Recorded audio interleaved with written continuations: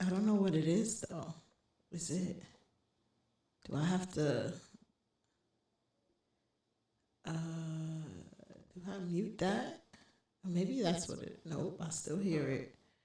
Damn, I don't know what it is, and I can't figure it out. But anywho, what's new? What's new? Welcome to another episode of the Extraordinary Show. It's popping. It's popping. I still haven't posted previous episodes because I was outside. Bruh. And outside an obnoxious amount. I've been outside since the beginning of June, between the finals, between Juneteenth, between just between FIFA. Like, it's just been event after event after event, outside after outside. I'm tired. Bruh. Like, I'm legit tired, and I don't. I hear you. I've been outside myself recovering as well. This is probably the most I've drunk in 2026 so far. So. Cause it's been nuts. Like, it's really been nuts. Cause that was what, 5 games in about 2 weeks for basketball. Week and a half. Week and a half. Weeks, yeah. And then from June 18th, I went to see Deontay Kyle. That was awesome. This echo is really driving me nuts, and I don't know what it is. There's nothing else in audio mixer. It's just the one thing. So I don't know what it is. That's one green volume bar moves. Mute the extra sources by clicking the speaker icon next to them until you only hear the intended track. Yeah, I don't know what it is, but it's not. Like I said, hopefully the audio on the Rodecaster is echo free, and I'll just use that audio instead. But So what we got on the list to yap about? That's a good question. Oh, another big win voting in New York. ended. Where New York. People that have a lot of negative stuff to say. There's a lot of people who have a lot of opinions. But when you prove them wrong, you really don't have to say shit to them. There's a lot of people that have a lot of negative stuff to say. So on Tuesday, New York City held its Democratic primary, and every single congressional candidate endorsed by Mayor Mamdani won. Shout out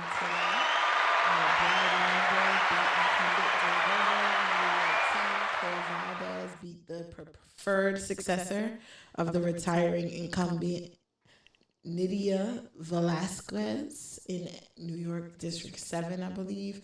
And then the biggest upset, Darlisa Avila Chevalier. yeah, you go ahead, beat 5-term incumbent Adriano Espaillat in New York 13. All 3 candidates ran on campaigns centering working class New Yorkers, not corporations, and blocking U.S. military aid to Israel.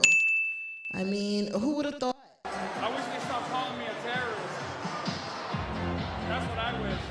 I wish they stopped calling me a radical. None of these people are radical. They just want health care. They want to end American militarism.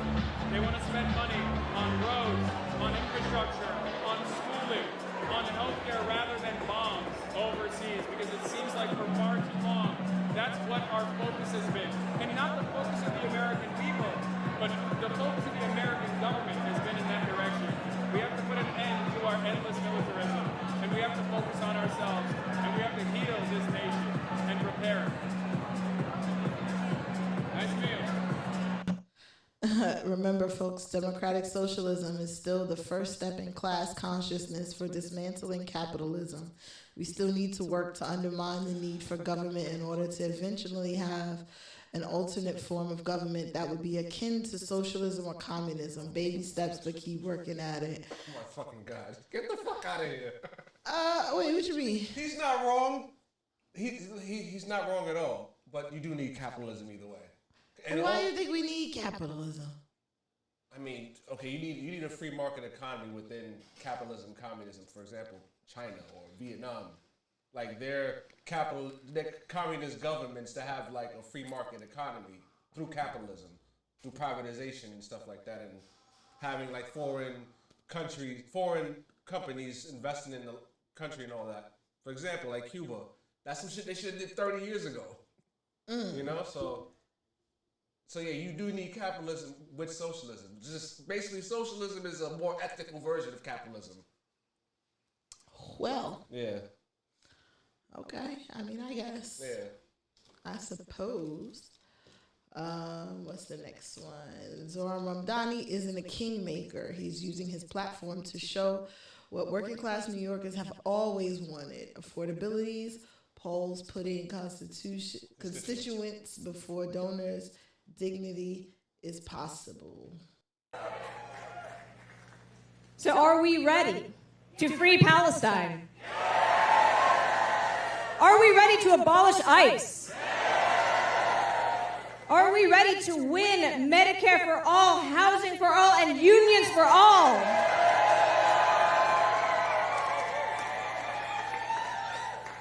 I know that's right. Mom Donnie stands sweet. That's crazy. These people fundamentally misunderstood this movement. It isn't about one person. It's about every working person. It's about delivering an agenda that centers the needs of the working class. It's about no longer having to worry that your politicians will put corporate interests above yours. I mean, all of this is true. All of this is exactly what the people have been needing. This is a direct response to all of the folks talking about, you know, your vote doesn't matter. That's proven to be a lie. For all the people saying that, you know, it doesn't matter if you vote or whatever. It's not unrealistic, but that's a misrepresentation of what's supposed to happen. If you give someone your vote based on what they said they would give you, and they don't give that to you, you deserve to take your vote away as soon as you get the opportunity to. Like, it's really just that simple. Like, I don't understand. Like, for all of the people who, especially now, who are upset with Agent Orange and all of the stuff that he's, you know, doing and all of the things that he's brought upon us, I'm pretty sure that if he does run again for his quote unquote third term, I do know there are going to be some idiots who are going to vote for him again. And it's just a matter of like everything that he promised you guys, he has not been able to deliver on, but yet and still you will follow him blindly to the ends of the earth. And it just doesn't make any sense to me. And the irony of it all is like, all the racists was supporting all his racist policies, not realizing he's fucking them over at the same time. Because they were blinded by the hate, and I think that was what he was banking on. He ran on a platform of hate. He ran on a platform of, I'm going to shit on these people, and for everyone who was hyped to want to shit on those people, don't realize that you're next to also be shat on. Bruh. Like, I don't understand how you don't understand that that's how this works. Like, it doesn't make any sense. So it's just a matter of like, I'm just happy to see it. I'm looking forward to, because this is just the primaries, and I guess like the actual midterms. Like, what's It's gonna be in November. Midterms 2026. Like, what are the things that we have to? Let me see. I'll agree. Unfortunately. Explore results from Tuesday's primaries in Utah, Maryland, and runoffs in South Carolina. I am not interested in that, but I do want to see what is the, like, what is, matter of fact, let me. What you trying to find out? What are the midterm elections? Oh, it's easy. It's for It gives voters a chance to decide which party controls Congress. Okay. Yeah, so the Senate and the House seats are some House seats are up. Okay, so that makes sense. So that's why it's important that you vote in the midterms, because it's like what happened with Obama, how everybody made sure that at every turn, the Republican Senate was able to halt everything that Obama wanted to do and make his life miserable as hell and made it very difficult for him to get things done. The same way how we have... I mean, to be fair, though, he did have a majority and kind of squandered it the first time. Before it went to Republicans. You said what? No, I said he had I think he had both the House and the Senate in his first, around sometime when he first got elected. Mm-hmm. He didn't really do much with it, and that's when midterms came, it flipped.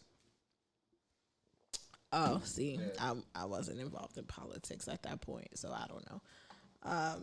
But yeah, I think that's awesome. I think that, that is what we need to try to salvage some of the fuckery that we've been going through with these last 2 years. And, something's got to give. Something truly got to give. And considering that New York is one of the 2 states that contributes the most to America's GDP, I believe it is. Yeah. And they give them all to the federal government to... Word. It is up to us to run this shit and get it together. Absolutely. So this is great. But the biggest thing here is them packing up the corporate Democrats who's just basically dick riding Trump low key. So that's why this is a big win. I was about to say, actually, yeah, who are they? Who are the Democrats? Chuck Schumer, Hakeem Jeffries. Who are Dems that support Corbs and Trump? Because they got to get the hell up out of here. Prominent Democrats and cross-party lines. Okay, wait. I'm going to say current.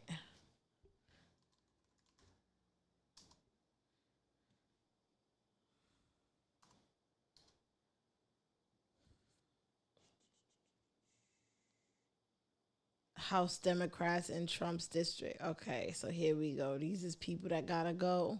Oh, wait, no. What's that? ME? Is that Maine? Maine? Yeah. Maine, Washington, and Texas. I mean, it's more than just I was about to say, yeah, I feel like it's more than that. That's what I really need to get into. I really do need to get into, like, who all... Or just look at who are the current corporate Democrats. Let me see. Let me Google that and see if that... Who are... Ooh, excuse me. The current court Democratic senators. Let's see. Okay. In Arizona, somebody named Gallego, California, Padilla and Schiff, Colorado, Bennett and Hackenlooper, Connecticut, Blumenthal and Murphy. Oh no, this is people who are what? Damn, Google sucks with this. There are 47 Democratic senators, 45 affiliated with the Dems, alongside 2 who caucus with them. Oh, but they're not saying, all right, this is not. Yeah, it really isn't saying much. Yeah, this isn't saying what it needs to say. I can tell you who they are just by looking at them. Oh. Well, yeah, that's something you could work on then. But yeah, I think that's awesome. Let me see. Matter of fact, speaking of money, there was a couple of things that came up. Actually, we could go to this one first. This is already here. So basically, entrepreneurship quote page on the web came up with a list of the salary you need to live comfortably in every U.S. state. New York ranking number 4. Income needed for a single adult in 2025 to live quote unquote comfortably Nuts. is $114,691 a year. Income needed for a 4-person family Jesus is Christ. double that to $276,973, and it's ranked number 8. Hawaii's up there.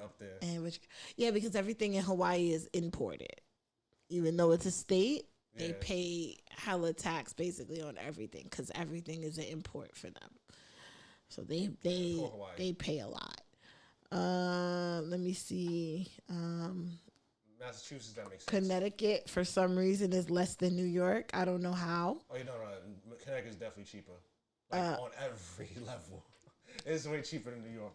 Yeah, but I feel like Because there's a lot of New Yorkers that move there and then just still work here. There's a lot of like city workers that live out in Connecticut. So that makes total sense. okay. I was about to say Wonder what Maryland is Pennsylvania 108. You need 200, almost 260 for a family of 4. Georgia was 99. Georgia is a very interesting place. Only 99,000, 100,000 to live comfortably in Georgia. That's funny because I feel like Georgia is very expensive. Pennsylvania is 95. Yeah, that makes sense. That makes a whole lot of sense. It does make sense. North Carolina too. 93 in South Carolina being 92. Yo, no lie. Delaware I would move to being Minnesota with that salary. 97. You said what? Don't lie, I would move to Minnesota with that salary. Minnesota. Hell yeah. I mean, what's in Minnesota? I mean Paisley Park. Come on, Prince. Like, That's it? nah, I'm joking. Nah, but like all the like, it's a very strong blue state. So like all the stuff like the Mondani's try to do here, like they pretty much have there in Minnesota. I'm talking about quality of life Oh, stuff. no, quality of life is good out in Minnesota. Like it's probably the best in the country. Let me see. Like they have First gun of all, laws. what's the black population? Oh, it's small. It's definitely small. So then definitely not going. And Minnesota. Oh, I can't spell. My cap box is on. 8% of the state's population. Not even a full 500,000 residents. I mean, remember it's the Midwest. Excuse me, the Midwest. Demographic is significantly younger, with over 28% of the black population under 15 and nearly 42% in prime working years. 2/3 of the black population resides in Hennepin County, and 22% live in Ramsey County. Brooklyn Park is crazy. Yeah, I had a friend of mine that went over there. He was like, he was pretty cool out there. He said he went to St. Paul and Brooklyn Park as well. He went to the Prince Museum too. He said he fucks with Minnesota heavy. Yeah, no thank you. Wyoming 87, Michigan 87. Yeah, niggas was so mad at me when I told them that Detroit was poor. I mean, they are recovering though, I believe. It was And something. recently- It was something about Cash Doll talking about. Yeah, we like to stunt in Detroit. We wipe our nose with $20 bill, $100 bills. I like, but y'all are the poorest city. I mean, how do you think they get it? Bruh. Like, Like, y'all are the poorest city. What are you talking about? to this day, people still try to eat me up in those comments because I don't know how my comment still gets it's TikTok. It's like, why has this not been buried amongst, like, how deep you got to scroll to see this? But it just be so many people be like, have you ever been here? Do you know anything about Detroit? No, I just know when you Google poorest cities in America, Detroit is, I want to say it was top 5 at the time. Yeah, now it's like just red states. Let me Top see. 5. Poorest cities in America.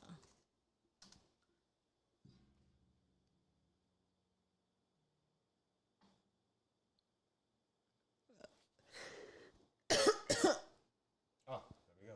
Yes, Houston, Texas, Philadelphia, Pennsylvania, Detroit, Michigan. Like, it's still up there. Flint, Michigan. So, yes, it's very poor. I didn't make this up, guys. Like, I did not Matter of make fact, it's this my up. mistake. I was thinking states rather than cities. That's my fault. Like, I did not make this up. And I don't, it's not me. Like, again, the poorest in the state is Detroit, number 1. That's crazy. Cleveland, Ohio, 2. Rochester, New York is 5. Syracuse is 8. So don't get me wrong. New York has some very poor places too. But I did not say it out of malice. It just is what it was. I remember seeing it. I don't remember what. I think I was arguing with some Detroit people on Clubhouse, and that's how it came up about them being the poor. Yeah, I think that's how it came up. And I was like, is that true? And I remember looking it up and like, oh shit, they really are the poorest out there. That's nuts. Because we were talking about like food and, you know, like what there is to do out there. And they was like telling me that the most famous food or something that they have in Detroit is a hot dog. And I just was like, oh, okay. I mean, if that's y'all claim to fame, sure, whatever. Bruh. I mean, who am I? They need to brag about more than just that. That's fucking nuts. I mean, they were saying something about that they have good pizza too, and I was like, "You talking to a New Yorker? Sorry, I'm not jacking none of that." I heard saying about Chicago, but still, like. But yeah, I'm not jacking that. But yeah, it just happened. Cause that be the thing. It's like I'll have like little random facts in my head that come from conversations of that nature, and I could never remember where or why I know those things. So then when I repeat them, it be sounding like I'm just yapping. But it'd be like, no, like some of the times this shit really did come up somewhere, and I just happened to remember it. So yeah, I wasn't meaning to be mean when I said it on TikTok. It was just the fact of like, everybody's talking about, yeah, that's how Detroit do it. And I'm like, yeah, but y'all are poor. So where does this culture of stunting come from? Like, if New Yorkers talk about, yeah, we have a culture of stunting, that makes sense. If niggas in Cali or Miami, if they start talking about they have a culture of stunting, that makes sense. But y'all are poor. I mean, again, like all the places you mentioned has come from poverty, but I get what they're saying. Like they have some like something that's specific to them, probably. What's specific to them is hair. I will give Detroit that. Detroit girlies stay with nice hair. Like Cash Doll, I've never seen her have a bad hair day yet.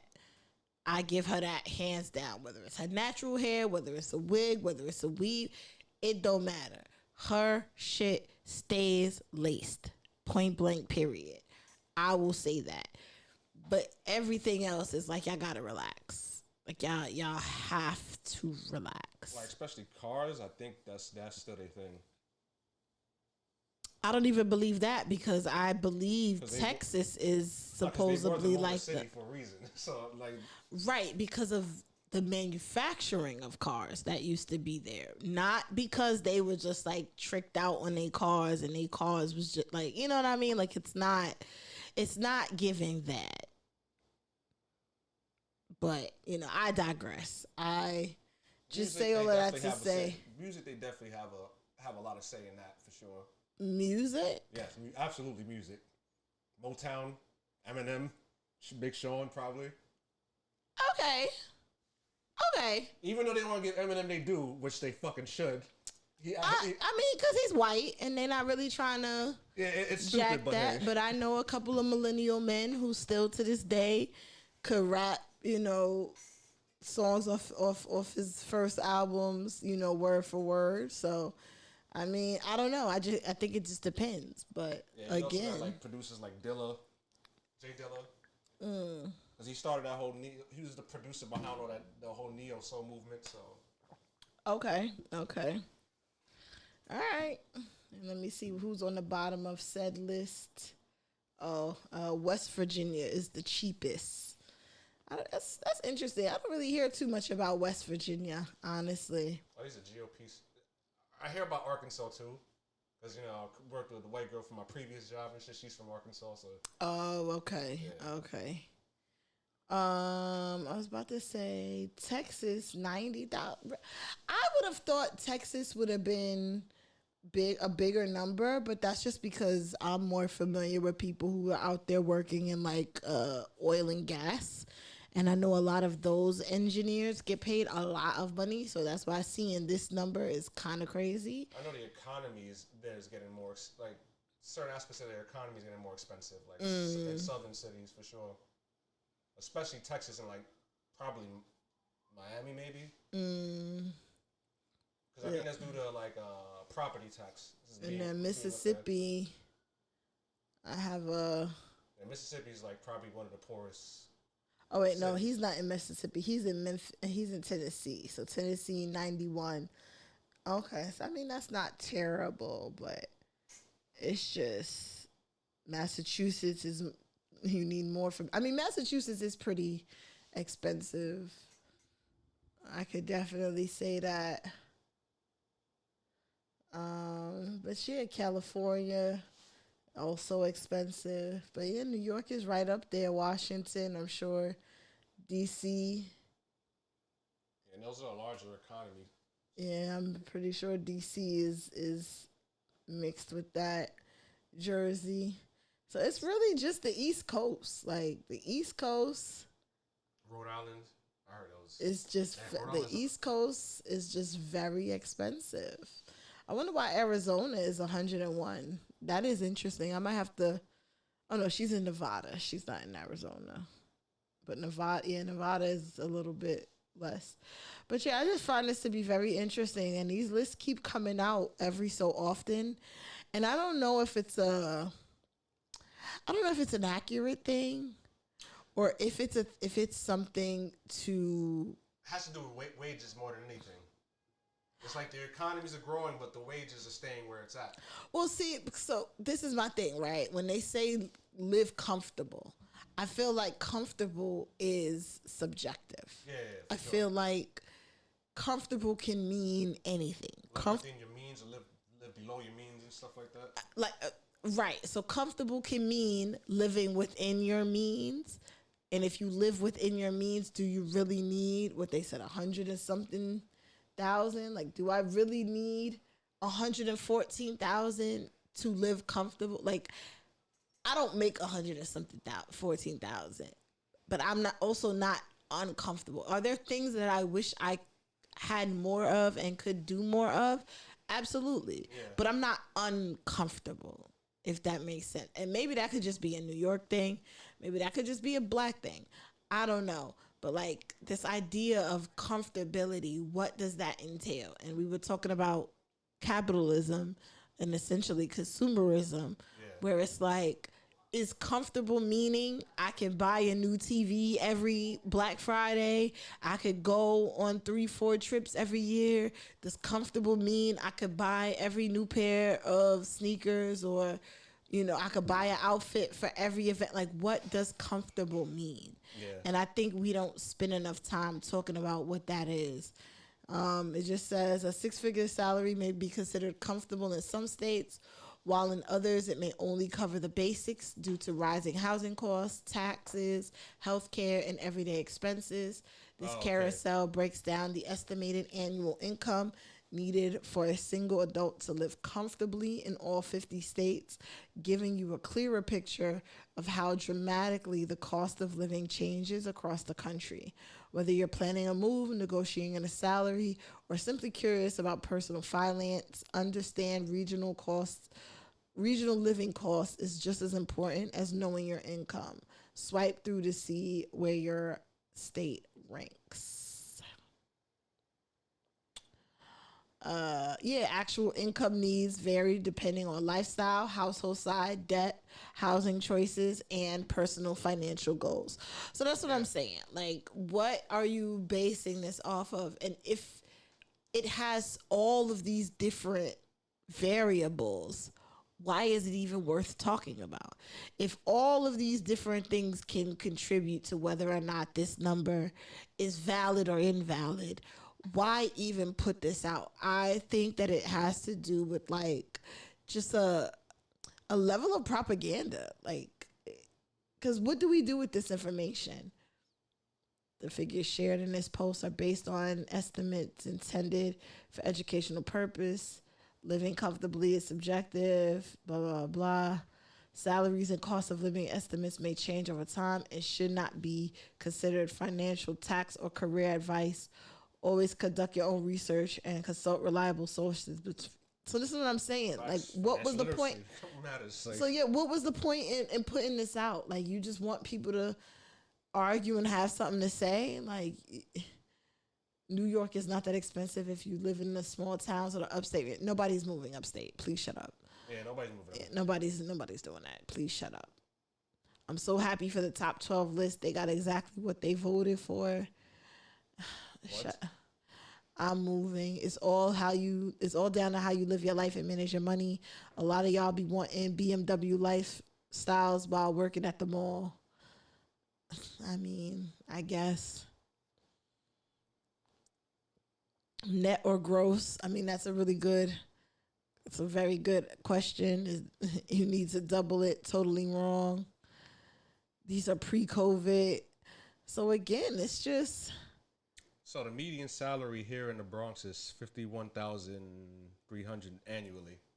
The median salary? Yeah. In the Bronx. I mean. And a living wage here is $29 per hour. 29 is a living wage in the Bronx? Yeah. Oh, wow. I mean, yeah, I will say that sounds about right. Yeah. That sounds about right. If you're making, if you're making anywhere from 25 to 30 an hour, you can live pretty comfortably in the Bronx. But that's what I'm saying. That's not equivalent of 90 or 100,000. Like, that's what I'm saying. Yeah, so just. I think if you go by borough or like upstate and stuff like that, the number probably changes. Because remember, like, the Bronx is probably like the poorest borough of the five. But BX all day though, either way. I mean, we're only considered the poorest because a lot of our higher income areas separated themselves. Like, part of the reason why we have Schulerville, part of the reason why we have like that cutoff for like Mount Vernon, and all of that. Like, all of those are technically the Bronx, but because they didn't want to be considered the Bronx, they've created their own little. Yeah, like Riverdale. Right. Meanwhile, like the rest of the borough was basically devalued in order for like somebody outside the borough to buy the property up and shit like that. Right. So I don't really take that into consideration when talking about like quote unquote poorest or whatnot. We are, I guess you could consider us because there are parts of Queens that are farther from like the major cities. So like downtown Manhattan, downtown Brooklyn, like that major cluster. Yeah. In the middle. Like, there are parts of Queens that are further out from that area than we are, but we are still considered pretty far. Mm-hmm. So that's part of the reason why it's so cheap, or it is so quote unquote poor, because they couldn't really see the value in it. So now with, the addition of the ferry, now with the addition of, the new Metro North station that they're trying to build up here, like with these new additions, I do see us catching up to a lot of the other areas, like the Brooklyns, like the Harlems, where they're going to start pushing the prices higher and higher and higher because of that increased access, so to speak. So that's going to be interesting in the years to come. Helps affordability and stuff like that. I mean, they say that that's the goal. So I'm looking forward to that. If that's the goal, then I definitely look forward to that, because to this day, I still can't understand why property taxes keep increasing as much as they do. Like, can't nobody seem to explain to me what that is. Like, it will never make sense to me. If a business is paying rent on a space that's already owned by somewhere, and their property tax goes up, and therefore they increase the rent of the establishment that is using the space to the point where that establishment goes out of business, don't they then lose the income that they were getting from the business but still have to pay the property tax? Like, it just doesn't make sense to me. Like, and I don't know how many ways and how many people are going to be able to explain it before it does make sense, but I've heard it so many times and I still don't fucking get it. So it looks like there's a couple things. So one of them is increased government budgets because of inflation, labor costs, and infrastructure and all that. And then another one is basically increased and assessed property value. So market growth, home improvements, and stuff like that. That's going to increase the property tax. And basically the local tax rate, too, is another reason why. And it says expiration of exemptions or abatements, basically tax relief programs, in other words. So, yeah, stuff like that. So it sounds like it's a lot. The only thing that makes sense to me is, well, actually, no. Because even with the budgets, instead of you having to raise property tax, how about you cut your profits? Because the more you have to increase your profit margins, the more, yes, your budget is going to suffer for the things that you actually need it for. So take a cut. Like, I thought that was the whole purpose of being the owner of things, is that you're supposed to pay your people first and then you get whatever's left over, not you try to skim as much as you can off the top and make everybody else fight for the crumbs. Like, that sounds fucked up. Bruh. So like BlackRock or yeah, like, that sounds crazy. That sounds hella insane. But I mean, I just find that to be very interesting, and these are the things that we have to keep in mind when it comes to, like, this voting shit. Is like, do you want to continue living in a world where these are the things that's going on? And if the answer is no, then you need to vote for the right fucking people. Yeah, like, the issue is, it's like, people here take mad shit for granted and shit, especially for, like, voting and stuff, where people literally died for you to get those rights, you know? I mean, say more on that. What do you mean? Because people died for us to do a lot of things that we don't do anymore. Yeah, I'm saying, like, voting rights was one of those things. Like, motherfuckers protested and pushed this government to give people rights for that. Like, I mean, they protested and pushed for us to not sit in the back of the bus, but yet somehow we right the fuck back there for whatever reason. They fought so hard for us to not be relegated to doing the things that we do willingly these days. So, I mean, yeah, we taking that for granted while they go, like, government is literally trying to remove those rights from us right now, right in front of our eyes, and we don't even, like, nobody's even going crazy over that. Word. It was a few. Okay, this was another one. So can we stop telling people that they're living above their means when they start complaining about the cost of things? Because when I got this apartment right here, clearly you can see it's a starter apartment. It's not anything luxury. Clearly not anything luxury. Not luxury at all. Look at the blinds. It's not luxury. Look at the closet. It's not luxury. You know what I paid? What does that say? Oh, $945 a month for a 1-bedroom. You can see 2019. Lease was ending in 2020. 2020. You want to know what that apartment goes for now? I don't know what it goes for now. Oh, almost $2,000. Oh, why don't we just follow the advice of a boomer? Why don't we just purchase a home? Even the small rinky-dink homes like this are going for $323,000. The gag is, as early as 2014, this home sold for $48,000. $48,000. And if you look in... Hold on. So it went from... In 2012, it was $39,000. That's a 7-year jump, though. 2014, it was $49,000. And then, yeah, in 7 years, it jumped almost 4 times. Well, 428% basically. Yeah, so about 4 times, a little more than 4 times. That is insanity. And somebody bought it. That's the part that really doesn't make any sense, is that somebody bought it at that price. And then it sold again, losing about $2,500 in value. Now, how the hell did it lose $2,500 in value? Oh, because of inflation and stuff like that. Because that was around that time between 2021 and 2023. So the housing market was kind of down too and everything. And then they had to remove the listing in 2024. 2012, it sold for $39,000. They have the audacity. 323. Talk about a price cut. Yeah, that's just nuts. But it's cheaper than rent in most places because it's $2,000 a month. So it's like $2,000 a month for, I don't know, To be charging 300. 3 beds, 3 bathrooms. That's not bad, because that's less than what you would pay for an actual 3-bedroom somewhere. So that's what I'm saying. How does that logically make sense? How does that make sense? It's basically all the motherfuckers, like all the banks and companies that own these houses and stuff, they basically manipulate the prices pretty much.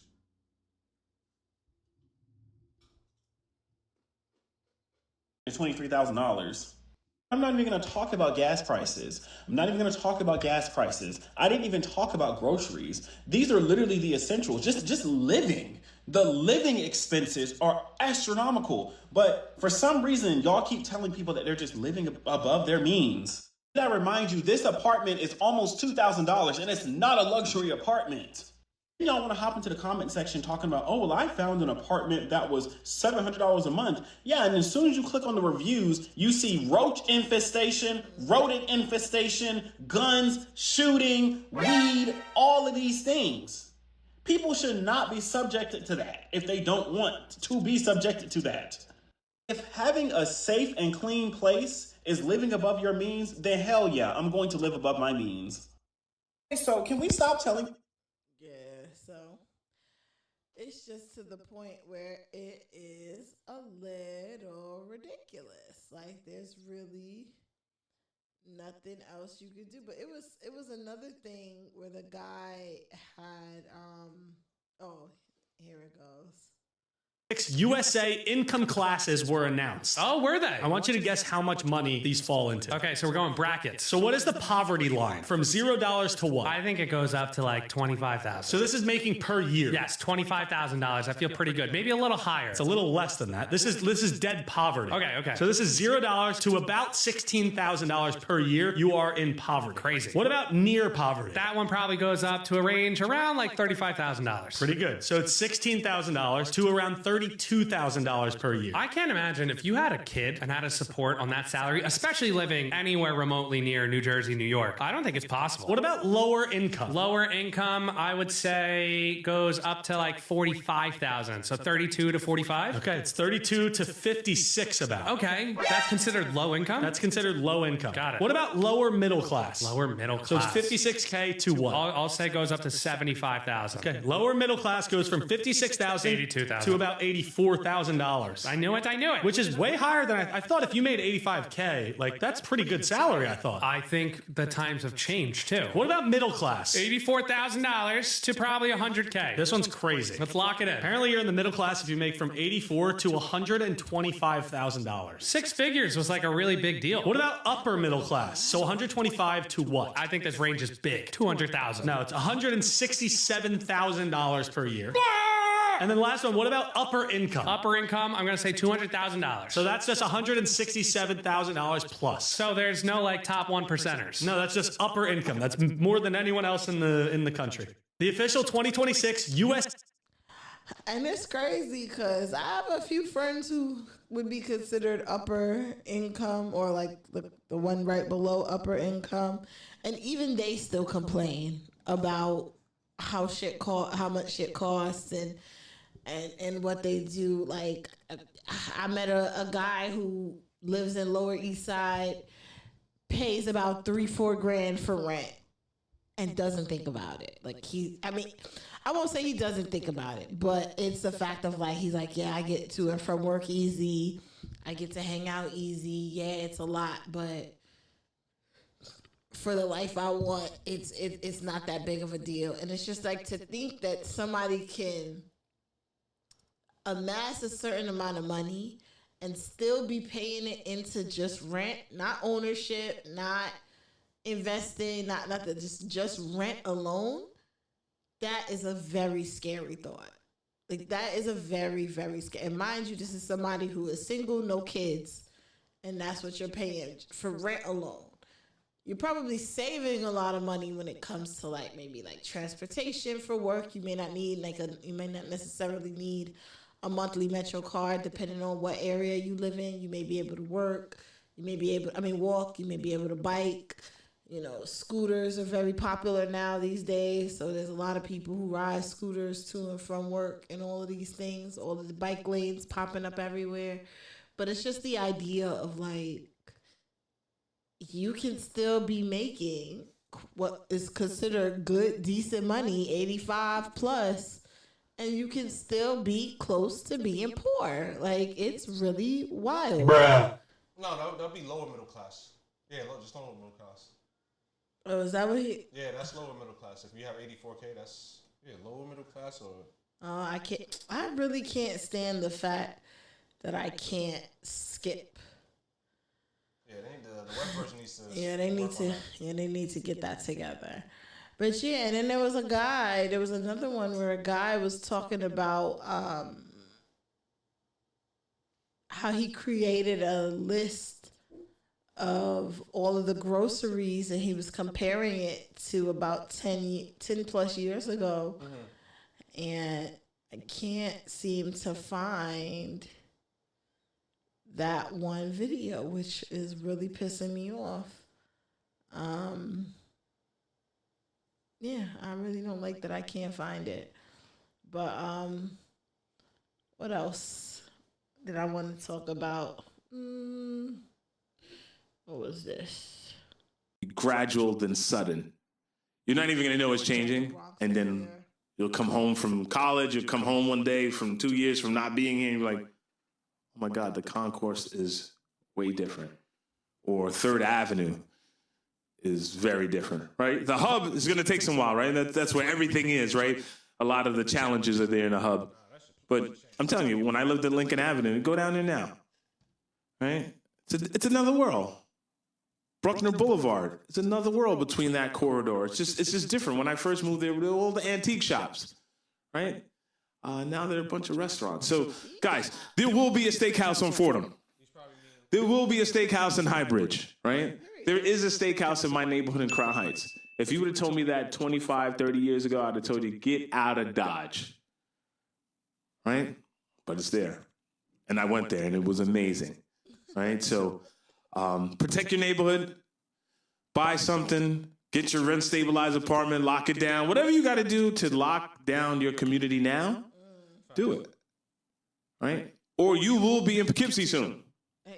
Nothing wrong with that, but you'll be commuting to Poughkeepsie, to your job in Manhattan, hour and a half commute, pissed off. Well, you got to drive from the Poconos all the way to Manhattan because you didn't heed the warnings or didn't see the signs. The signs are there. The writing is on the wall. Just read it. All right, so that's my spiel today on the Bronx and why it's changing, how it's changing. Get your piece now, or I'll see you in Newburgh. Peace. And again, it's going to... He's a realtor. Michael Brown. The Bronx is changing right under your feet, and if you aren't paying attention, you're going to get left behind. It always happens the same way.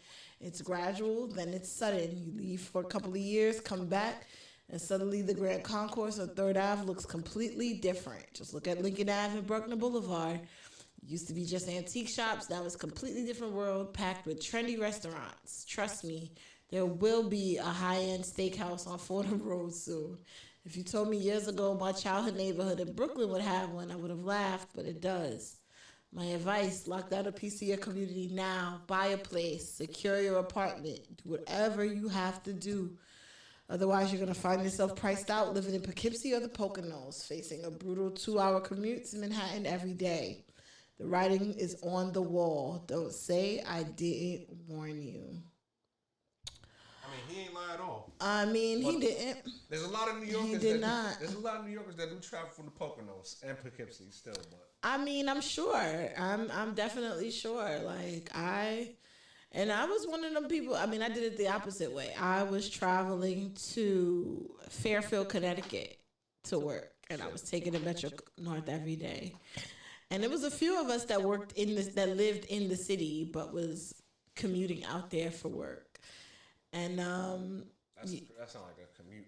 It was about 2 hours both ways until I started carpooling with the guy who lived in Staten Island and Long Island. One of them, I don't remember. Yeah. But yeah, it just was. It was a lot. It was definitely a lot, and I could see, and that's why I kind of feel like Connecticut on that list earlier was kind of low. Yeah, because you got places like Hartford that's yeah, like that guy. Takes a little bit of money. Yeah, it takes a little bit of money. Stanford, because I remember, Stanford's more expensive than like Hartford or Bridgeport. Like Bridgeport and Hartford, that's like the hoods of Connecticut. Oh, really? Yeah. So I remember mentioning my aunt. I got a homegirl that lives up in Milford, close to Bridgeport. I mentioned Bridgeport. My mom was like, "Yo, that's pretty dangerous up there." I was like, I heard the same shit, but I'm like, my bad. She was in Milford. I was like, okay, Milford is much safer. Oh wow. When she says that, it means like it's kind of crazy and poor and shit like that. Yeah, it's a lot. But I really wanted to find that because it was the way that he was going through the groceries, because he used the Wayback Machine website to compare prices from Walmart and like other supermarket retailers.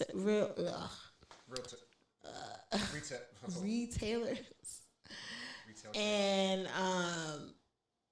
yeah, he was tracking the percentage of inflation, how much things have changed, what they were then, what they are now. I would even go as far, like if I was him, I would even go as far as noting the portion sizes. Yeah. Because we've been experiencing a lot of quote unquote what they call shrinkflation, where you're paying for things the same price, but you're getting less. Like I noticed it, actually I wish I still had it, but I noticed it with I noticed it with my primer, makeup primer. And it was like the bottles were smaller, but even the size of the bottle itself was a lie, because when you twist it open, there's a shallow well in the middle. So most of the bottle is just plastic. Like you think you're buying a bottle this big, but the well inside of it only goes about that deep. And the rest of it is just empty plastic. So it makes you feel like you're getting a whole bunch of product, but you end up only getting like literally a couple of pumps worth. And it's just like, I didn't think about that before. And they've done it with a lot of different things. There's a guy that I was seeing on my timeline. He was going around measuring powdered sugar. Something just random. It's like, oh, the bag says it's 2 pounds. He puts it on the scale in the supermarket. It's coming up 1.67, 1.79. Rounded it up. Right. And it was just like, no, if it says I'm paying for 2 pounds of sugar, I should get 2 pounds. And so he's been going to like different Walmarts and different supermarkets and going and measuring stuff. So it just was really interesting. What else? It was something else I wanted to talk about. Oh, I did think this was interesting. For 20 years, parents have been telling their kids, if you don't learn to code, you're going to be out here swinging a hammer. But Zuckerberg just announced he's going to be spending $115 million to tell parents if they had it backwards, which is usually typical, as we all know. Meta just launched America's Workforce Academy. Again, $115 million, 5 weeks. It's free to apply. Candidates get paid during training, no experience required, and guaranteed a job at one of Meta's construction sites right after they graduate. And its first location's already launched. So then we're like, what's the catch? Why would Meta do this? It's because Meta is going to be spending $600 billion on AI infrastructure over the next 3 years. And they know that America needs hundreds of thousands of trade people. But there is a pattern from history that we can look at. Because every time a technology outruns its workforce, the people who are building stop waiting for the schools. And they end up building their own. Electricity. GE and Westinghouse built out apprentice schools in the early 1900s to mint electrical workers from scratch. The assembly line. Henry Ford built out his own trade schools and were teaching teenagers how to tool and die. The telephone. AT&T ran their own academies to spin out guys who could run telephone wire across the country. One that I've actually referenced here. Remember the book Freedom Forge I mentioned? Henry Kaiser, World War II? He had to build out cargo ships faster than anyone in history. But the problem is that they had no welders. So he broke welding down into very simple steps. Modular tasks, and was able to teach each task in a 2-week period. And it was a skill that used to take 6 months. But now he's able to roll out 30,000 people quick fast. Many of them had never seen a factory floor. But the result was that ships that used to take 230 days to get off the assembly line were shipping out in 3 weeks. And here's why this matters for you. I mean, Ray Dalio built a whole framework around this, right? If you want to understand what's coming, you got to study how the machine ran before. And if history rhymes, how those booms played out might give us a sense of how this one might. I mean, Kaiser walked out of those shipyards and then went on to build Kaiser Aluminum, Kaiser Steel, and the healthcare plan that he built for those welders ended up becoming Kaiser Permanente. The question I'm asking is who's going to build the Kaiser Permanente of the AI build out? Don't just watch what Meta's building, watch how. And again, if you like this sort of thing and want to stay close, join our community Frontier, link in bio. I mean, for So it says they dropped $115 million on America Workforce Academy, which is free training for welders, electricians, and fiber techs with a guaranteed job at a Meta construction site. The $600 billion AI build-out doesn't run on code. It runs on concrete and copper. But this is a 100-year-old playbook. When technology outruns its workforce, this is exactly what happens. He said all of that. Who's building? Oh, I think this is basically just his whole thing that he just said. So, yeah, and it's funny because when Deontay Kyle said it, when Deontay Kyle got on the internet and told everybody that they were going to need 85,000 or however many thousand electricians, carpenters, plumbers, and all of these people, they get scoffed and laughed. And granted, you're going to be working for the devil because Meta is the devil and these data centers are fucking up the economy. I mean, they're fucking up the environment. And the economy soon. I mean, yeah, eventually.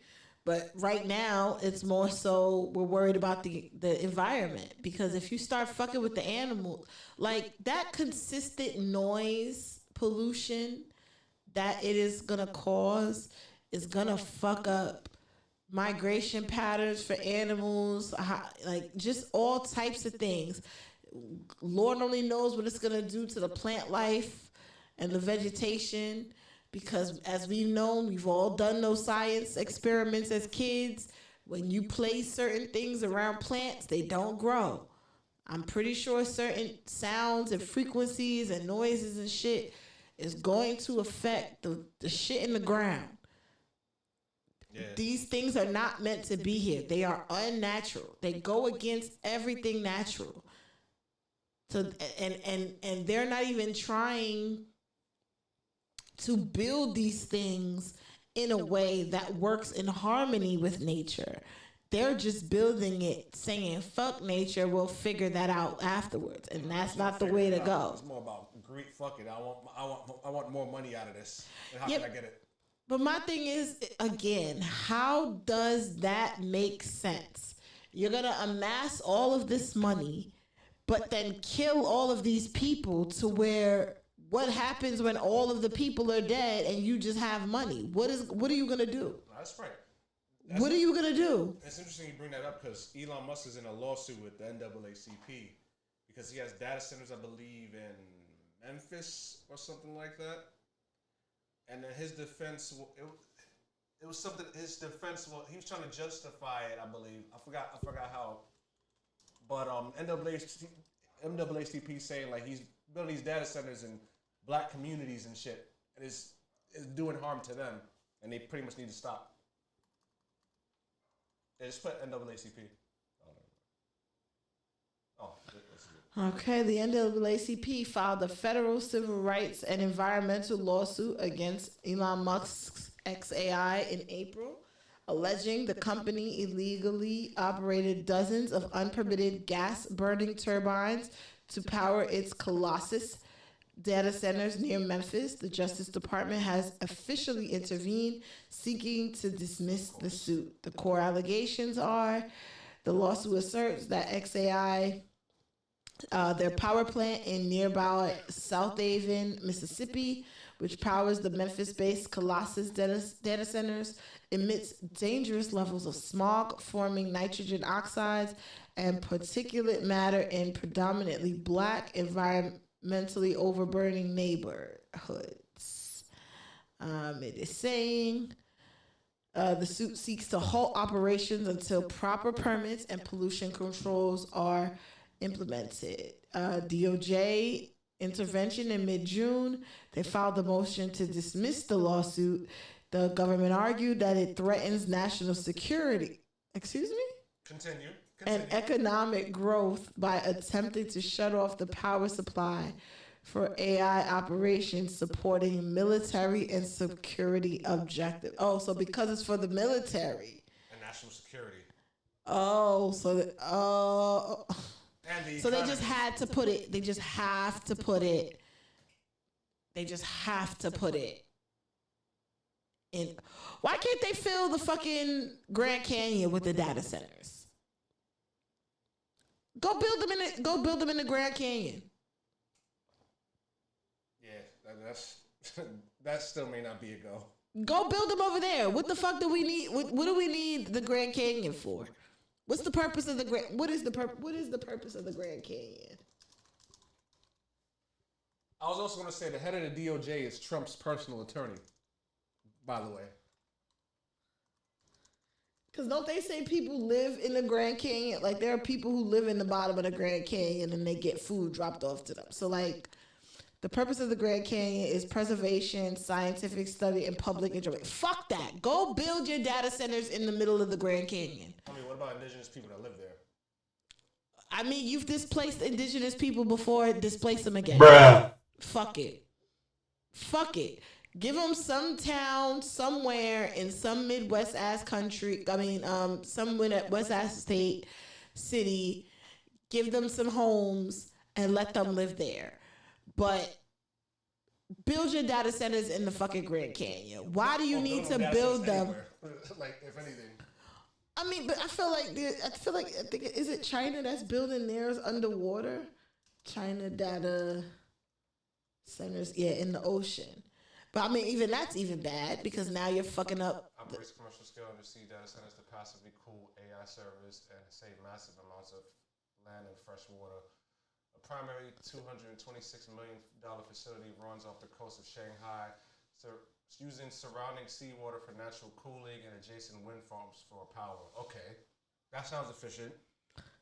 I mean, but that's still bad because you have you have animal, and I think I talked about this already before. Like, I feel like I'm repeating myself, but you have the animals that are in the ocean that rely on sonar and all of that other shit, but yet you have these data centers that's pumping these sound waves. You're gonna fuck up animal migration patterns. You're going to fuck up the environment. Y'all are actively working double time to kill the earth. And if you kill the earth, what is there going to be left for people to do? No, but I think the difference is between China and the U.S. is China's EPA is far better than what we have now here. Submerged facilities cut the energy needed for cooling to less than 10% by relying on the ocean's ambient pressure. Sinking hardware into the sea eliminates the need for millions of gallons of fresh water traditionally required to pipe chilled water around the surface. That's the whole point. It's underwater sensors save over 90% of land usage compared to massive onshore server farms, which is vital for densely populated coastal hubs. That is the whole point. That's the whole point. There are better ways for y'all to do this shit, but y'all continuously just say, fuck the American people. Fuck American black people is at the top. And then it's fuck American poor people. Yeah. And then it's fuck American people as a whole. So it's like, that's the order of who you don't give a fuck about. And then with this, and the topic of this, the trading courses that Meta's trying to like provide, I don't know how much faith I have in that, to be honest. I mean, I don't even think it matters, though. I think it's something that you get in, you get the skills, you get paid to get the skills, and then if they end up hiring you for the project and then firing you when it's done, at least you have the skills and the experience to be able to go and work anywhere. Because once you say you've worked for Meta, you pretty much have, you know... It's good on the resume. But. Yeah, like you pretty much have a free pass almost to go anywhere else. So it really doesn't end up being like a lose-lose situation. It just really becomes unfortunate that if that's how you have to come up is to be a cog in this particular earth shatter, like, you know what I mean? Like destroying machine. Unfortunately, it'd be like, so be it, because I have heard that it is hard to get into other apprenticeships when it comes to a lot of these things. There are a lot of older people in these fields that do gatekeep. You know, that's part of the reason why they say a lot of millennials didn't go into blue collar work, is because a lot of gatekeeping. There weren't people looking for, you know what I mean? Like no experience. They got rid of a lot of those trade schools and stuff like that, and those programs that were available. So, I mean, again, I say get what you can and then do with it what you know, decide to do after the fact. But yeah, niggas got to do something. They got to do something. Everybody can't be out here trying to be podcasters, bro. Like, it's enough. It's enough. Like, we have enough. We have enough. I feel like without that other thing that I wanted to talk about, I can kind of save the rest for later. Let me refresh really quick and see if it pops up, because I don't know where it went. I think I want to just keep everything, because everything has definitely just been I did think that this was funny. Here is my husband, Vice President of the United States, J.D. Vance. Thanks for joining us today, honey. Of course. Good to see you. The woman who is now the second lady, she and I were dating. I was not a very good boyfriend. I had a terrible temper. I had, in hindsight, what people would have called attachment problems. And so we'd have an argument and I'd be like, all right, see you later. It's also just pretty easy, right? It's two people who love each other, two people who usually see the world in very similar ways, but not always. And I think that's true for most marriages, and it's made it very fun.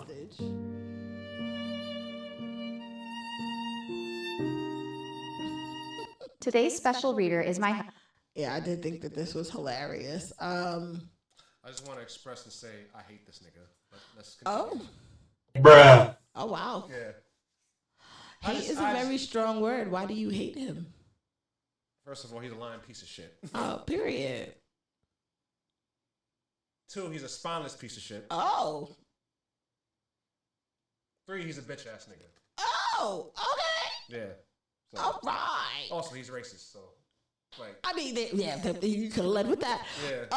But no, I just find it very interesting that that is the case with a lot of these conservatives. Like, they're bitch ass niggas. A lot of these conservative relationships, they don't seem loving. They don't seem like people who get along. They don't seem like people who enjoy each other's company. It very much gives this was an arrangement. Like You live in you, the 1950s. yeah, like this is an arrangement. Like you scratch my back, I scratch yours type shit. Like, and I get it. Not every relationship can be predicated on love, because sometimes, love is not enough. But that woman is actively pregnant, and you slap her knee, not hold her hand, not blow her a kiss, it not you slap her knee like y'all are coworkers. Like, that's ew. Bruh. Like Yeah, it sounds like it's arranged, and I'm starting to. He's not beating Erica Kirk allegations either. Word, he's way more affectionate. Matter of fact, he is way more affectionate. JD Vance and Erica Kirk. Like, this is an embrace.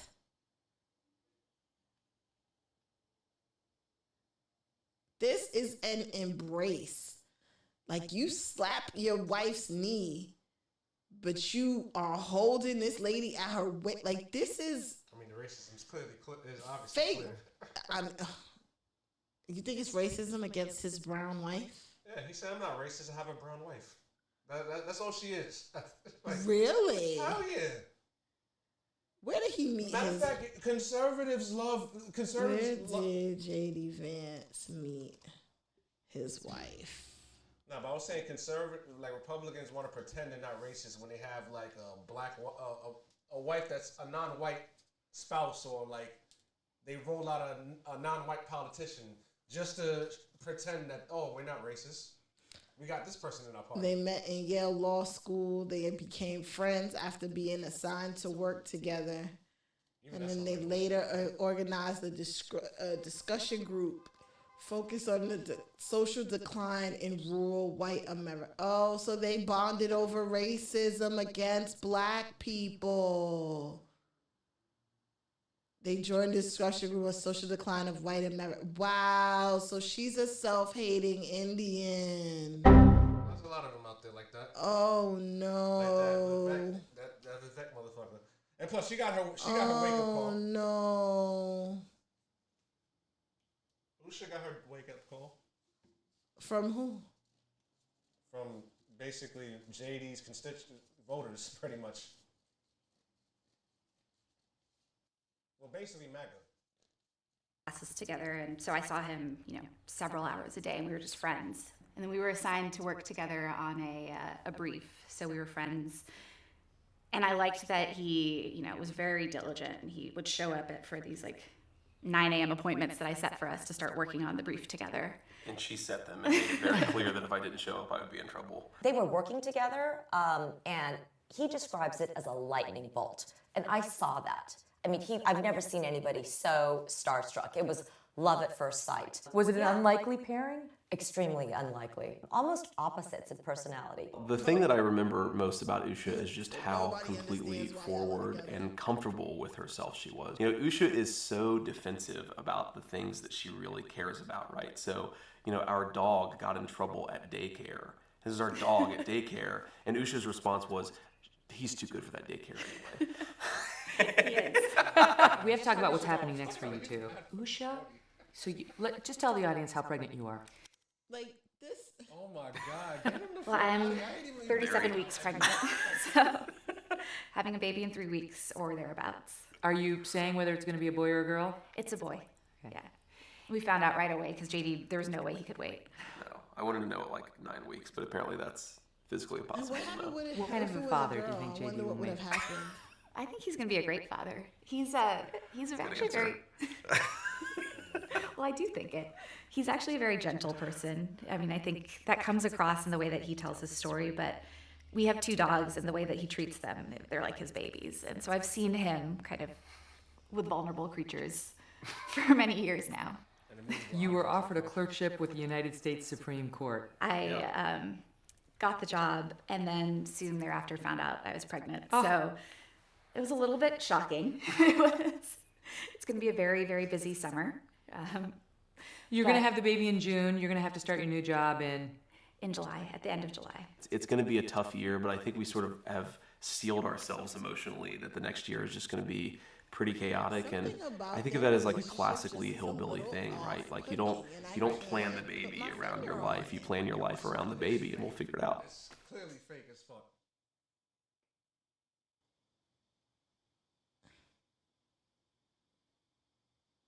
Yeah, I don't. Mind you, this is the most. If this orange piece of shit croaks, this is the man that's next in line. I don't know.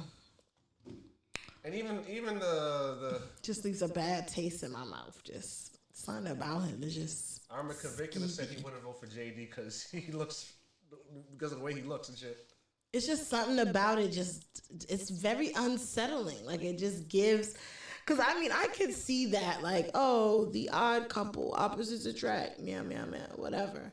But I feel fake as fuck. It just doesn't give. I don't know. I don't know. Nah, like I know what you mean, but it's like to me, there's nothing genuine about it. There's nothing genuine about him. So both of them being racist is not too surprising either. Yeah, bonding over the decline of white America is very strange. Like, why do you care? How do you feel about that now, shit? Like white that's America fuck with you. very, very, very strange.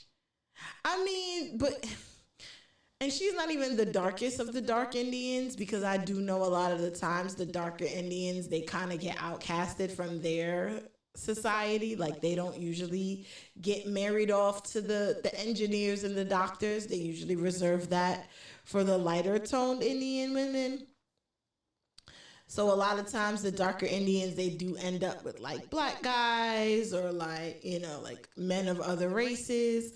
But to end up with a racist white guy, like, how do you, what does he think about your parents? Like, are your parents in America or are your parents in India? Like, it's just so many questions. Like, and what are your kids going to grow up being? Because your kids, are you raising them to think that they're white and you're not embracing your Indian, whatever you, I hate to just say Indian, but because I don't know if you're Bangladeshi, Pakistani, whatever. Listen, I'm but right now, though. They're going to divorce at some point. I expect that to happen. Undoubtedly. Okay, yeah, your parents are immigrants, beloved. Like, do you know what they think about immigrants? Like, and y'all are, and he's still Catholic and she's still Hindu, so y'all didn't even convert for each other. So, like, this is what I'm saying. Like, it just, I don't know. So it was Nick Fuentes who was talking shit about his wife. That's what it was. I don't know. I can't. But yeah, is there anything else? Fuck JD Vance. I mean, period. Well, if that's it, then yeah. Until next time.